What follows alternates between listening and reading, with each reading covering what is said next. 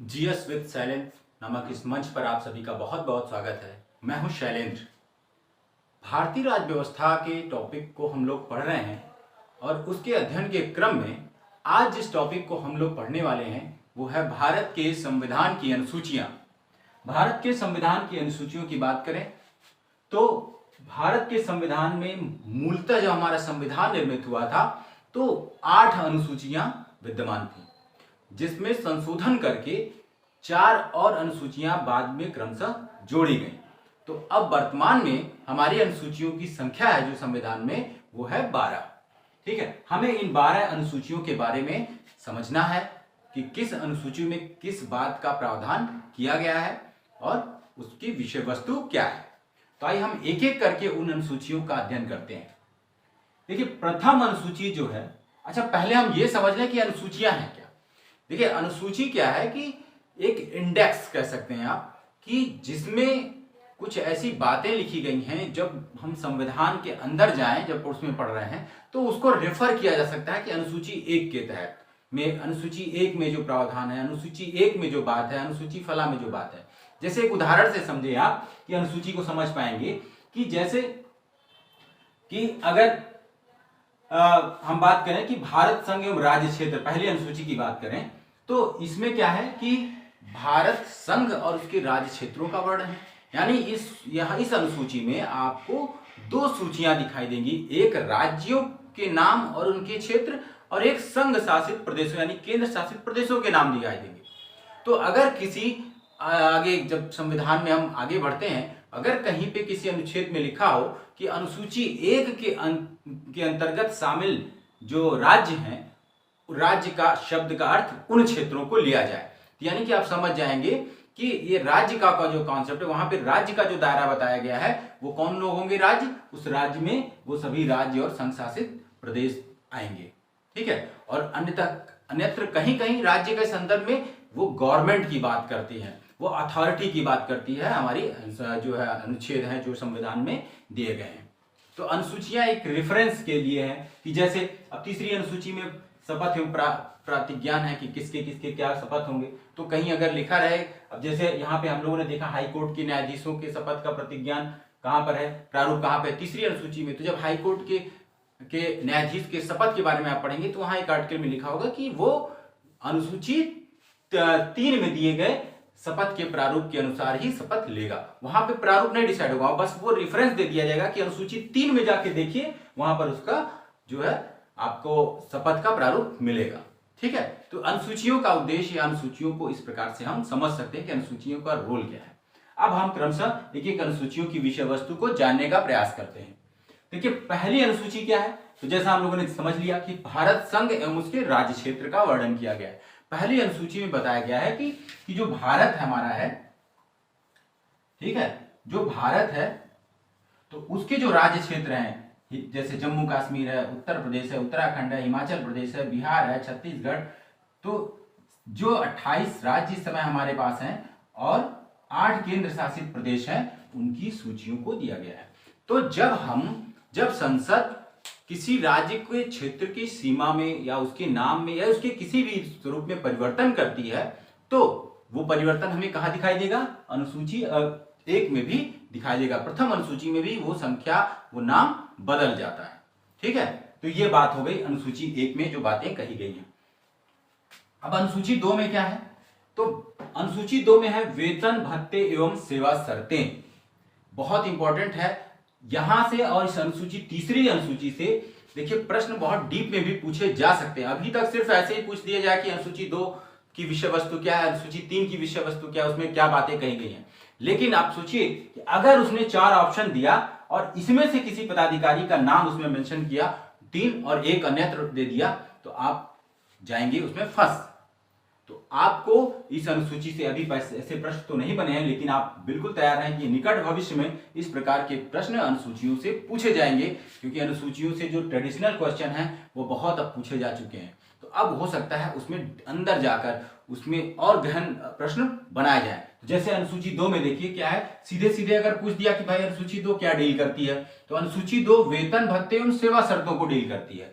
किसके, इन पदाधिकारियों के, यानी किसके, भारत के राष्ट्रपति के वेतन भत्ते एवं सेवा शर्तें, राज्यों के राज्यपाल उनके वेतन भत्ते सेवा शर्तें, लोकसभा के अध्यक्ष और उपाध्यक्ष की सेवा शर्तें, उनके वेतन भत्ते, वो कैसे वेतन पाएगा। इसी प्रकार से राज्यसभा के सभापति और उपसभापति का।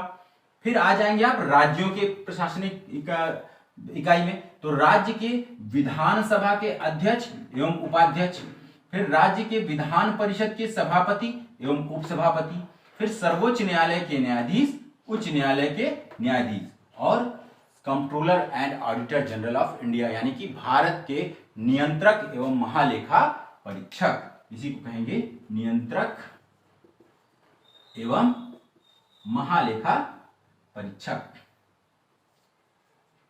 तो इनके वेतन भत्ते जो है अनुसूची 2 में दिए गए हैं कि क्या इनका वेतन होगा, क्या सेवा शर्तें होंगी, इनके बारे में, पेंशन वगैरह के बारे में। तो इसमें आपको याद रखना है कि किसके किसकी बातें की गई हैं। अगर इनके अलावा अगर किसी अन्य पदाधिकारी का अगर उसमें मेंशन किया गया, देखेंगे आप इसमें उपराष्ट्रपति नहीं है। अगर इसमें आपने प्रश्न दे दिया वेतन भत्तों का, अगर उपराष्ट्रपति भी दे दिया, तो आपको याद होना चाहिए, आपको पता होना चाहिए कि उपराष्ट्रपति के वेतन भत्तों का की बात इसमें नहीं की गई है। इसी प्रकार से हम तीसरी अनुसूची की बात करें, तो तीसरी अनुसूची जो है विभिन्न पदाधिकारियों के संघ के और जो राज्य के विभिन्न पदाधिकारियों के शपथ का प्रारूप उसमें बताया गया है कि जब वो पद धारण करेंगे तो वो कौन से या किस प्रकार का शपथ वो लेंगे। तो किन किन पदाधिकारियों के शपथ की बात की गई है, तो देखिए संघ के मंत्री, आप यहां से देखेंगे तो यहां लगभग ये संघ की बात होगी और इधर स्टेट की बात होगी। संघ के मंत्री यानी कि जो संघ सरकार होगी, जो केंद्र सरकार होगी, उसके जो मंत्री परिषद के सदस्य होंगे वो कौन सी शपथ लेंगे, किस प्रकार का शपथ लेंगे, वो इसमें बताया गया है। जैसे कि वो पद की गोपनीयता की शपथ लेते हैं, ठीक है।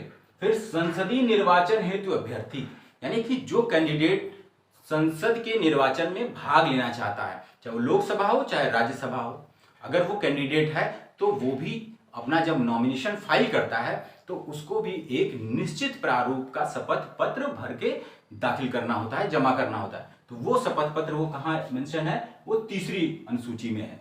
इसी प्रकार से जब वो संसद के सदस्य, इसी प्रकार से वो व्यक्ति जब संसद का सदस्य निर्वाचित हो जाता है, यानी कि निर्वाचन से पहले अभ्यर्थी के रूप में भी उसको एक शपथ निश्चित शपथ पत्र भरना होता है, और फिर जब वो विजय हो जाता है उसका जो चुनाव में, और जब वो संसद के सदस्य के रूप में वो पहुंचता है तो फिर वहां पर वो संसद के सदस्य के रूप में भी शपथ लेता है। इसी प्रकार से सर्वोच्च न्यायालय के न्यायाधीश भी एक निश्चित प्रारूप पे अपना शपथ ग्रहण करते हैं। और कंट्रोलर ऑफ ऑडिटर जनरल यानी भारत के नियंत्रक और महालेखा परीक्षक, उसके भी शपथ का प्रारूप तीसरी अनुसूची में है। और फिर अब जब राज्यों के सेगमेंट में जाएंगे तो इस बिल्कुल इसी प्रकार से आप साम्यता स्थापित करें। संघ के मंत्री परिषद है या राज्यों के मंत्री परिषद के सदस्यों का जो शपथ का प्रारूप है वो भी है। फिर राज्यों के विधानमंडल के निर्वाचन के लिए अभ्यर्थी, चाहे वो विधानसभा हो और विधान परिषद का अगर वो निर्वाचन में भाग ले रहा है अभ्यर्थी के रूप में, तो भी उसको जैसे यहाँ पे हम लोगों ने देखा था बिल्कुल उसी तरह से उसको अपने एक निश्चित शपथ पे प्रारूप पे भर के देना होता है। उसी प्रकार से जब वो निर्वाचन के उपरांत विजय हासिल करता है और फिर जब वो सदस्य बनता है विधानमंडल का, चाहे वो विधानसभा का हो चाहे विधान परिषद का हो, तब वो निश्चित प्रारूप का शपथ लेता है। और इसी प्रकार से जैसे सर्वोच्च न्यायालय का, तो हाई कोर्ट के न्यायाधीश भी एक निश्चित प्रारूप पे जो शपथ लेते हैं उसका मेंशन हम तीसरी अनुसूची में देखते हैं। बहुत इंपॉर्टेंट फैक्ट आप देख रहे हैं कि राष्ट्रपति का शपथ पत्र जो शपथ का प्रारूप वो तीसरी अनुसूची में नहीं है। अब यही एक प्रश्न बना सकता है कि विकल्पी प्रश्न में आप ये 4 विकल्प दे दे और उसमें राष्ट्रपति भी मेंशन कर दे और पूछ ले कि किसके शपथ का प्रारूप तीसरी अनुसूची में नहीं है, तो शायद अगर आप इसको याद किए ये नहीं है तो आप साम्यता और अंदाजे लगा कि राष्ट्रपति भी लगा सकते हैं, लेकिन राष्ट्रपति का नहीं। राष्ट्रपति के जो शपथ का प्रारूप है वो जब हम राष्ट्रपति के सेगमेंट को पढ़ते हैं तो उसमें अनुच्छेद 60 में उसके शपथ का प्रारूप दिया हुआ है कि वो किस प्रकार का शपथ लेगा, किस भाषा में वो लिखा है और क्या क्या उसके मुख्य बिंदु हैं। तो उस राष्ट्रपति के शपथ का प्रारूप इसमें नहीं। इसी प्रकार से आप देखेंगे राज्यपालों के प्रारूप नहीं है उनका, जब हम उनको पढ़ेंगे तो उसमें भी जो है उसके विशिष्ट अनुच्छेद में वो बात लिखी गई हुई कैसे वो शपथ क्या शपथ लेंगे, तो ये आपको याद रखना होगा। फिर अनुसूची 4 में आइए, तो अनुसूची 4 क्या कहती है कि अनुसूची 4 जो है हमारे भारत संघ में जो राज्य हैं और जो केंद्र शासित प्रदेश हैं इन दोनों का हमारी जो उच्च सदन है यानी कि राज्यसभा में कितनी सीटें उनको आवंटित की जाएंगी, प्रत्येक राज्य को और केंद्र शासित प्रदेश को, ये बंटवारा जो है वो चौथी अनुसूची में किया गया है। और अगर जैसे कि हम देखते हैं कि केंद्र शासित प्रदेशों में सिर्फ दिल्ली और पुडुचेरी का प्रतिनिधित्व है, तो वो बात कही गई है कि कितनी कितनी सीटें उनकी राज्यसभा में भेजेंगे वो लोग। और उसी प्रकार से उत्तर प्रदेश, बिहार, पंजाब, हरियाणा, कर्नाटका आदि राज्यों के लिए है। तो आप इसमें जो है सीटों को एक काम आप कर सकते हैं कि सीटों को आप याद कर सकते हैं कि वहां से, हालांकि जब हम लोग राज्यसभा पढ़ेंगे तो वहां पे हम फिर देखेंगे किस प्रकार के प्रश्न सीटों के आवंटन से लेके पूछे जाते हैं, तब हम डिस्कस करेंगे। पांचवी अनुसूची की बात करें और छठी अनुसूची की, तो देखिए ये दोनों एक विशिष्ट अनुसूचियां हैं। ये दोनों अनुसूचियां भारत में जो आदिवासी क्षेत्र, जो हमारे आदिवासी या जनजाति लोग हैं, उनके अधिकारों की सुरक्षा, उनकी संस्कृति, उनके सामाजिक रीति रिवाजों की सुरक्षा के दृष्टिकोण से ये दोनों अनुसूचियों को हमारे संविधान में स्थान दिया गया है। अंतर क्या है कि जो पांचवी अनुसूची है वो असम, मेघालय, त्रिपुरा और मिजोरम को छोड़कर शेष भारत के जो जनजातीय क्षेत्र हैं, यानी कि जहां पे जनजाति जनसंख्या बहुलता से निवास करती है, उन क्षेत्रों को अनुसूचित जनजाति क्षेत्र का दर्जा दे दिया जाता है और वहां पर एक विशिष्ट प्रावधान लगा दिया जाता है, जहां पर एक राज्यपाल के द्वारा जो है उनके कानून बनाकर या वहां पर उनकी थोड़ी स्वायत्तता प्रदान करके उनको उनके अधिकारों की सुरक्षा की जाती है। ठीक है, लेकिन छठी अनुसूची क्या होता है, वो भी बिल्कुल उसी उद्देश्य से है कि जो असम, लेकिन ये पूर्वोत्तर के 4 राज्यों असम, मेघालय, त्रिपुरा और मिजोरम, सिर्फ इन 4 राज्यों जो कि जनजाति जनसंख्या बहुल राज्य हैं, इन राज्यों में जो जनजाति क्षेत्र हैं उनकी जनसंख्या, जहां पे इनकी जनसंख्या अधिक निवास करती है, उनमें स्वायत्तता, वहां पर जिला स्वायत्त बोर्ड जो परिषदों की स्थापना करके, क्षेत्रीय स्वायत्त परिषद की स्थापना करके उनको कुछ स्वायत्त अधिकार दिए गए हैं कि वो वहां पे स्थानीय विषयों को लेकर कानून बना सकते हैं, जनजातीय मुद्दों को लेकर, और उनका जो है क्रियान्वयन भी करा सकते हैं। यानी कि ये जो है असम, मेघालय और त्रिपुरा के और मिजोरम के राज्यों के लिए जनजातीय क्षेत्रों को या जनजातियों के अधिकारियों की रक्षा के लिए, और ये भारत के अन्य क्षेत्रों में किसी भी राज्य में किसी जनजाति जनसंख्या बहुल क्षेत्र में उनको अनुसूचित क्षेत्र का दर्जा देकर वहां पर विशेष प्रावधान उनके नियंत्रण, उनके प्रशासन के लिए राज्यपाल कर सकते हैं।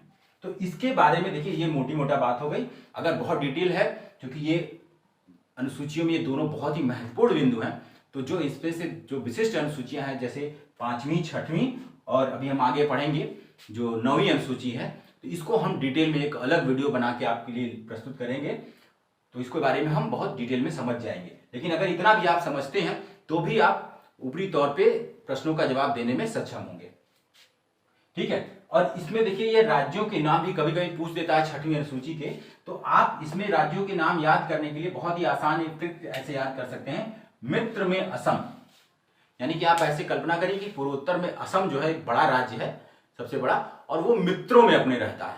तो एक तरह से आप एक भाव बना लेंगे दिमाग में, तो भूलेगा नहीं। तो मित्र में असम कहने का मतलब क्या है, अब इससे आपको बिल्कुल कंफ्यूजन नहीं होगा। ऐसे मी से मिजोरम, त्र से त्रिपुरा और मे से मेघालय और असम जो है असम है। कभी कभी इसके लिए AMTM करके हम बना सकते हैं विकल्प, लेकिन वहां से M के लिए आपको कंफ्यूजन हो सकता है कि कहीं M से मेघालय आपने ले लिया तो गलत हो जाएगा। और इस तरीके से अगर पहले अक्षर से ही बना ले रहे हैं तो आपके गलत होने की संभावना बिल्कुल नहीं रह जाती है। ठीक है, अब 7वीं अनुसूची की बात करें तो 7वीं अनुसूची जो है हमारी संघीय ढांचे को मूर्त रूप प्रदान करता है।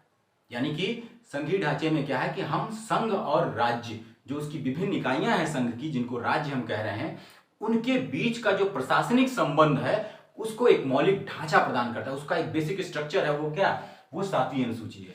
7वीं अनुसूची विश्व एकदम स्पष्ट रूप से शक्तियों का विभाजन बताता है कि शक्तियां, कौन कौन से विषय ऐसे हैं जिन पर संघ सरकार काम करेगी और कौन कौन से ऐसे विषय हैं जिस पर राज्य सरकार काम करेगी, और इन दोनों के बीच कोई विवाद, शक्तियों के एग्जीक्यूशन को लेकर कोई विवाद नहीं होना चाहिए।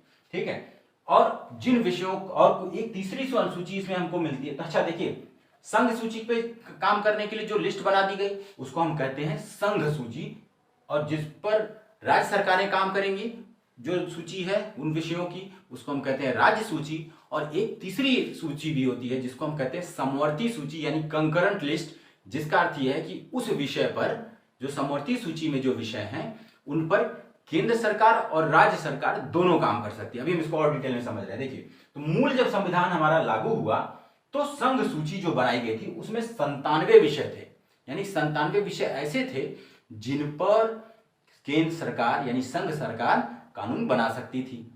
अब वो वर्तमान में उनकी संख्या हो गई है 100। इसी प्रकार से जब संविधान हमारा लागू हुआ था तो राज्य सूची में 66 विषय थे और अब उनकी संख्या हो गई है 61।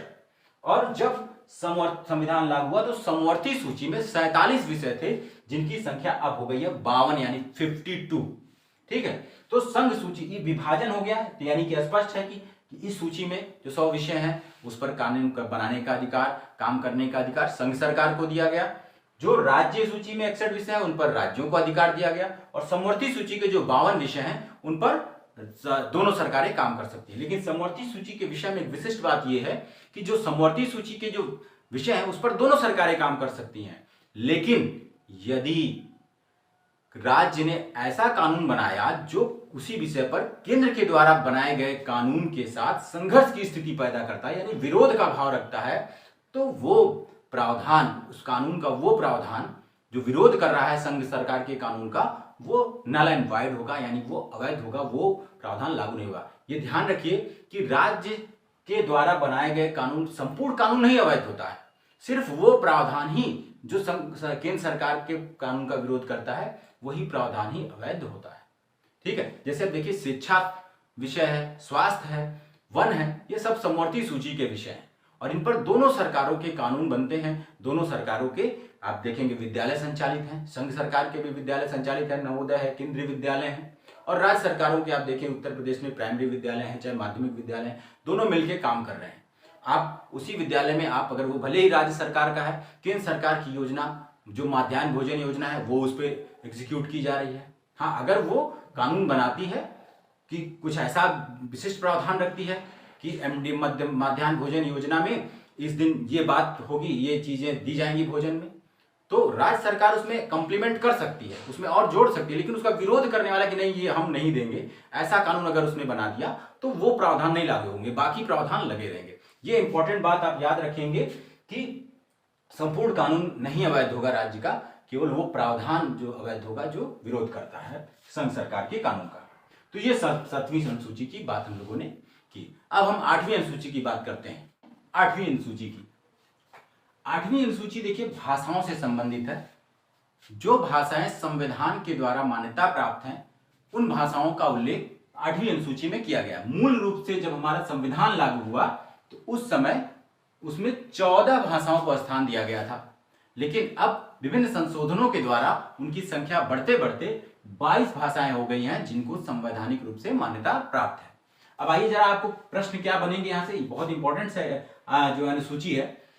एक तो देखिए यहां से जो 14 मूल हैं इसमें ऐसा नहीं पर्टिकुलर आपको सारे भाषाओं को जानना है, लेकिन अगर आप संस्कृत, उर्दू, हिंदी के संबंध में एक मत बना लें कि इनका उल्लेख है, लेकिन अंग्रेजी का उल्लेख हमारे संविधान की 8वीं अनुसूची में नहीं है, तो इन तीनों को आप जानते रहे। संस्कृत से रिलेटेड प्रश्न पूछ सकता है, उर्दू और हिंदी, ये तीनों जो है हमारे संविधान की भाषाएं हैं।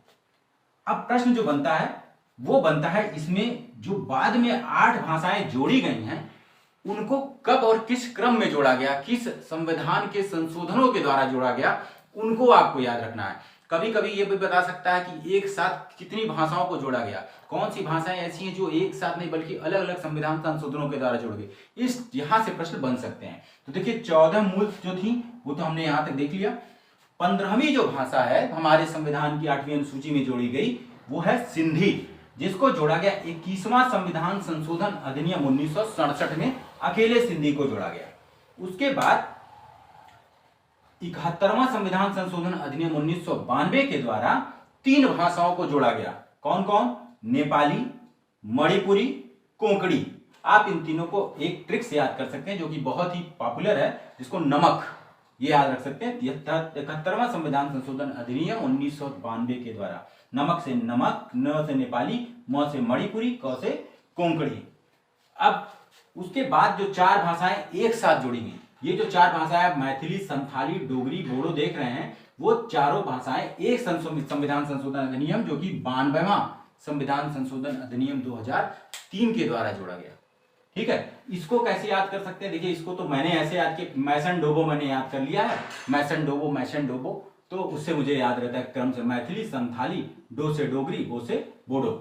या तो आप MSD भाई याद कर लीजिए, महेंद्र सिंह धोनी ब्रदर याद कर लीजिए, ऐसे एक ट्रिक बना के अपने दिमाग में रख लीजिए कि जो 8वीं अनुसूची, जो 8वीं भाषा है, जो 4 हमारी 8वीं अनुसूची में, कोई तरह मैंने जो याद किया है वो मैसन डोबो के ट्रिक से याद किया और अभी तक मुझे याद है। अब 9वीं अनुसूची की बात करें तो देखिए, यहां तक जो 8वीं अनुसूची हम लोगों ने अभी तक समझा वो मूल संविधान में थी। अब जो 4 अनुसूचियां हैं वो संविधान में बाद में जोड़ी गई।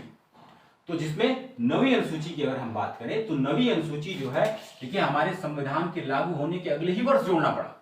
प्रथम संविधान संशोधन अधिनियम 1991 के द्वारा पहला जो संविधान में संशोधन हुआ वो 9वीं अनुसूची को जोड़ने के लिए हुआ 1991 में। इसकी पृष्ठभूमि कुछ यूं थी कि चूंकि सरकार जो है आर्थिक विषमताओं को समाप्त करने के लिए जो नीति निर्देशक तत्वों में लागू भी है, सरकार को कंसीडर करने के लिए कहा भी गया है, उसको लागू करने के लिए सरकार ने भूमि सुधार अधिनियम पारित किए, विभिन्न राज्यों की सरकारों ने पारित किए, जिसके द्वारा जिसके पास अतिरिक्त भूमि थी उसको अधिग्रहण कर लेना था। लेकिन चूंकि फंडामेंटल राइट हमारा कहता है कि भूमि पर हमारा मौलिक अधिकार है, हमारी संपत्ति पर, तो इस तरह से 2 प्रावधानों के बीच क्लैश हो रहा था। और बंगाल और बिहार के बहुत सारे जो जमींदार थे वो न्यायालयों की शरण में गए और सरकार ने कोर्ट जो है उन अधिनियमों पर रोक लगाना शुरू कर दी। तो इस प्रकार से जो सरकार के द्वारा भूमि सुधार की प्रक्रिया शुरू की गई थी वो रुकने लगी। तो सरकार ने इसका एक रास्ता ये निकाला कि 9वीं अनुसूची जोड़ा और उसमें उसने क्या किया, शुरू में भूमि सुधार संबंधित जो अधिनियम थे उनको उठा के 9वीं अनुसूची में डाल दिया और यह प्रावधान लगा दिया कि अनुच्छेद 31B जो जोड़ के कि 9वीं अनुसूची में जो अधिनियम रख दिए जाएंगे वो अधिनियम न्यायालय की समीक्षा से परे होंगे, उस पर न्यायालय के समीक्षा का क्षेत्राधिकार नहीं लागू होगा। यानी कि ऐसे अधिनियम जो 9वीं अनुसूची में रख दिए जाएंगे वो एक तरह से न्यायालय के विरुद्ध सुरक्षा कवच प्राप्त कर लेंगे। ठीक है, और ये उनको दिया गया आर्टिकल 31B के तहत उनको अधिकार, ये 9वीं अनुसूची को ये सुरक्षा संरक्षण प्रदान किया गया। ठीक है, मूल जब ये अनुसूची जोड़ी गई थी तो उसमें 13 अधिनियमों को जोड़ा गया था, 13 अधिनियमों को रखा गया था। अभी क्या है, सिर्फ वो भूमि सुधार अधिनियम से नहीं बल्कि अन्य कई अधिनियमों को उसमें रख दिया गया है और अभी वर्तमान में 284 अधिनियम ऐसे हैं जो 9वीं अनुसूची में रखे गए हैं। और 9वीं अनुसूची में रखने के बाद ये मान लिया गया कि उन पर न्यायालयों की समीक्षा का अधिकार लागू नहीं होता है, यानी वो अधिनियम लागू रहेंगे। और एक और महत्वपूर्ण बिंदु आप याद करें, नोट कर लेंगे, ये जो अधिनियम है वो रेट्रोस्पेक्टिव प्रकृति का है, यानी पूर्वव्यापी प्रकृति का है। पूर्वव्यापी प्रकृति का है, इसका अर्थ ये हुआ कि यदि सुप्रीम कोर्ट ने, मान लीजिए सरकार ने कोई अधिनियम बनाया और न्यायालय ने उस अधिनियम को रद्द घोषित कर दिया और फिर सरकार के द्वारा उस अधिनियम को उठा के कहां रख दिया गया, 9वीं अनुसूची में डाल दिया गया, तो फिर से वो अधिनियम अपने आप जीवित हो जाएगा और उसी दिन से वो संवैधानिक रूप से वैध माना जाएगा। ठीक है, तो ये इसकी एक विशिष्ट प्रकृति है इस अधिनियम की। और ये अधिनियम आप देखें तो आप देख रहे हैं कि ये अधिनियम विधायिका और न्यायपालिका के बीच एक संघर्ष की स्थिति भी जन्म दे रहा है और वास्तव में ये संघर्ष की स्थिति चलती भी रही। सुप्रीम कोर्ट जो है, न्यायालय हमेशा कहता था कि नहीं, संविधान का ऐसा कोई हिस्सा नहीं है जहां पे सुप्रीम कोर्ट की जो है न्यायिक समीक्षा या न्यायिक पुनर्विलोकन की शक्ति की व्यापकता ना हो, लेकिन 9वीं अनुसूची इसका विरोध करता है। तो इसमें एक बहुत ही इंपॉर्टेंट डिसीजन था 2007 में, सर्वोच्च न्यायालय ने निर्णय दिया कि नहीं, ऐसा नहीं है कि 9वीं अनुसूची पूर्ण रूप से न्यायालय की समीक्षा से बाहर है। उसने कहा कि केशवानंद भारती बनाम भारत राज्य संघ का जो मामला था, उसका जो निर्णय आया, उस निर्णय के उपरांत जितने अधिनियम इस अनुसूची में रखे जाएंगे वो सारे अधिनियम न्यायालय की पुनर्विलोकन शक्ति के दायरे में आते हैं। सुप्रीम कोर्ट ने यह भी कमेंट किया कि कोई एक शक्ति, कोई एक सोर्स नहीं होना चाहिए, स्रोत नहीं हो जो कानून बनाए भी और उसकी वैधता का सर्टिफिकेट भी वही जारी करे कि नहीं ये वैध है। इससे क्या होगा कि उसकी निरंकुशता हावी होती जाएगी। तो कानून बनाए विधायिका, लेकिन सुप्रीम कोर्ट ने कहा कि उसकी व्याख्या और उसकी वैधता की जांच करने का अधिकार सर्वोच्च न्यायालय को है, हमें है। ठीक है, तो ये वर्तमान स्थिति इस नवी अनुसूची की है। अब 10वीं अनुसूची क्या है, वो 52वें संविधान संशोधन अधिनियम 1985 के द्वारा जोड़ी गई, जो क्या डील करता है कि दल बदल के आधार पर जो संसद और विधान मंडलों के सदस्य होते हैं उनकी निर्भरता के बारे में प्रावधान या उपबंध किए गए हैं। देखिए, प्रारंभिक दौर में क्या होता था कि कांग्रेस जो थी वो एक बहुत मजबूत दल के रूप में भारत में थी और संघ और विभिन्न राज्यों में उसकी सरकारें स्पष्ट बहुमत के साथ चलती रही थी। लेकिन धीरे धीरे समय के उपरांत क्षेत्रीय दलों का प्रादुर्भाव हुआ, छोटे छोटे दलों का प्रादुर्भाव हुआ और वो मजबूत शक्ति के नए विकल्प के रूप में उभरे। लेकिन इतने भी नहीं थे कि वो अकेले दम पे सरकार बना लें। तो जो नए विधायिकाएं गठित होने लगी उनमें जो है स्पष्ट बहुमत की स्थिति नहीं बनती थी। तो ऐसी स्थिति में क्या होता था कि जो बड़े दल हैं वो छोटे छोटे दलों को अपने साथ मिलाकर जो है सरकार बनाने का प्रयत्न करते थे, तो उनको तोड़ भी लेते थे उनके सदस्यों को। तो ऐसी स्थिति में वो सदस्य जो है लाभ और पद की लालच में दूसरे दल में शिफ्ट हो जाते थे। तो ऐसी स्थिति को रोकने के लिए, जो कि जनमत का विरोध करता है, क्योंकि जो स्थिति, जो रिजल्ट है, जो किसी भी चुनाव के बाद जो परिणाम है, वो जनमत का एक आग्रह है कि किसी भी दल को जो बहुमत नहीं मिला, ये जनमत का एक प्रतिबिंब है। तो उसको खंडित करके दलों को तोड़कर अपनी ओर मिलाकर सदस्यों को तोड़कर सरकार गांठ जोड़ करके बना लेना, ये जनमत का उल्लंघन है, लोकतंत्र का अवहेलना है। तो ऐसी स्थिति से बचने के लिए या इसको रोकने के लिए 52वां संशोधन अधिनियम 1985 किया गया और दल बदल के आधार कानून बनाए गए, उसको यहाँ रखा गया और उसमें संसद और विधान मंडल के सदस्यों के निर्भरताओं के संबंध में प्रावधान किए गए। इसको हम लोग और डिटेल से आगे देखेंगे, एक अलग वीडियो बना के मैं आपके लिए प्रस्तुत करूंगा। फिलहाल के लिए आप इतना समझें। फिर 11वीं अनुसूची क्या है, 11वीं और 12वीं अनुसूची, ये दोनों अनुसूचियां जो हैं वो स्थानीय स्वशासन को मजबूत करने के लिए या उनको संवैधानिक दर्जा प्रदान करने के लिए इंट्रोड्यूस की गई, स्थापित की गई हमारे संविधान में। जिसमें 11वीं अनुसूची जो है वो ग्राम पंचायतों की शक्तियों, उनके प्राधिकार और उनके कर्तव्यों जिम्मेदारियों की बात करता है।